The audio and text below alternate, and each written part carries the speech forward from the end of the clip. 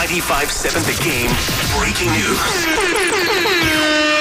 We're not done with that conversation at all, but here is your Chris Paul update, courtesy of Shams Charania.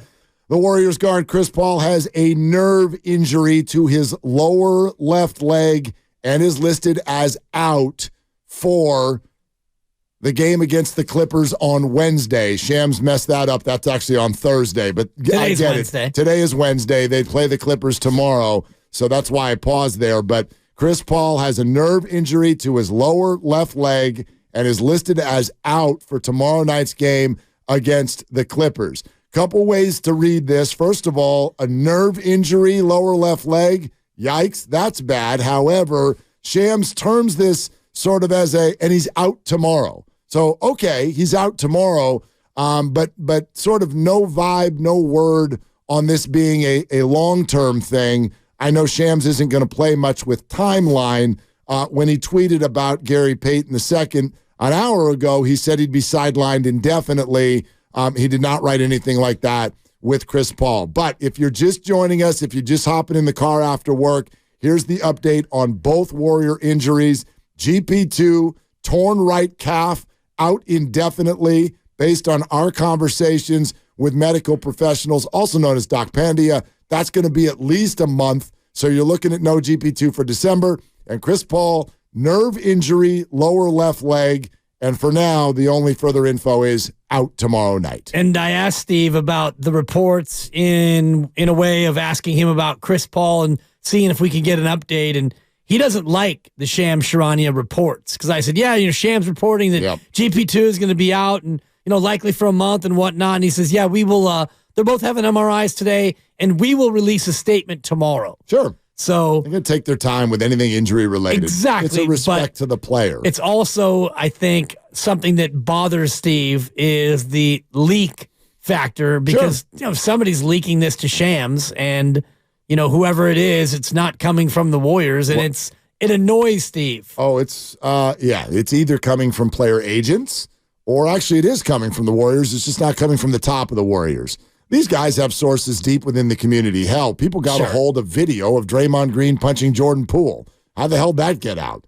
Somebody in some room operating a camera got paid and let that out. So that's the way this whole show works, and I get it. You're right. I don't think he likes it either, but there's no avoiding it, and that's where we're at with GP2 and CP3, and I would offer, based on what we're seeing right here, fears confirmed. This is not good. These both sound like injuries that are going to keep these guys out for some time.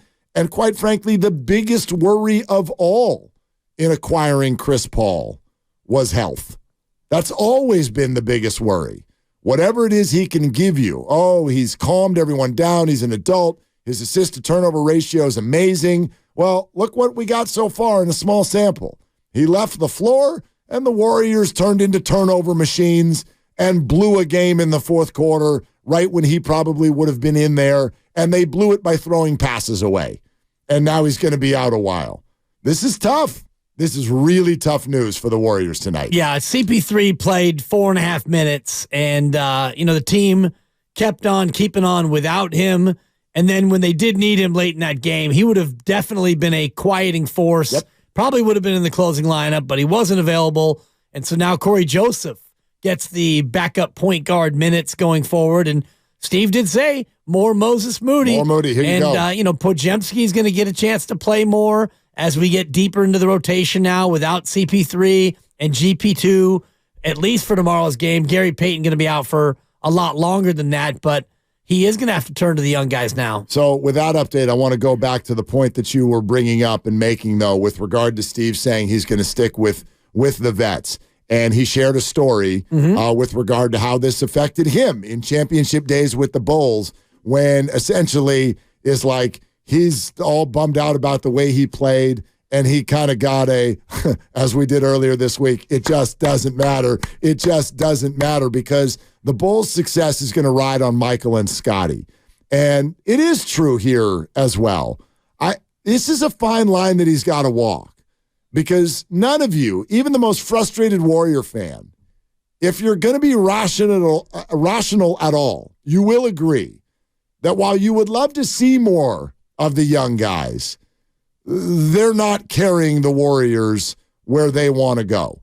And you can fairly say, hey, Mark, the other guys won't either. That's a fair opinion. But the bottom line is, until the Warriors know that that's not possible, they're going to stick with this because if they are going to go anywhere, it is going to be on the shoulders of Steph, Clay, Dre, Andrew, Looney, Chris, if he comes back, whatever. You do have to, at some points, the grand picture, you do have to stick with those guys. And Steve said a year and a half ago, they stuck with those guys and they won a title. And they won. Now, the micro picture, and he now agrees with you as well, is that doesn't mean it has to be that way every night. Exactly. Moses can stay in on a Tuesday. And I agree with that notion, but a lot of people on the YouTube feed, and I thought this myself, well, now you have to go out there, and the next time this happens, where you've got a younger guy on a heater, now you've got to go out there and let that guy continue to play. It can't just be lip service. And I take Steve at his word that he really felt bad, and he probably didn't sleep great last night, knowing that, he should have left Moses in. Well, now when it happens again, if it's Kuminga or Podziemski, or if it's Moody himself, now it's going to be interesting to see if he does let that player ride late into a tight game.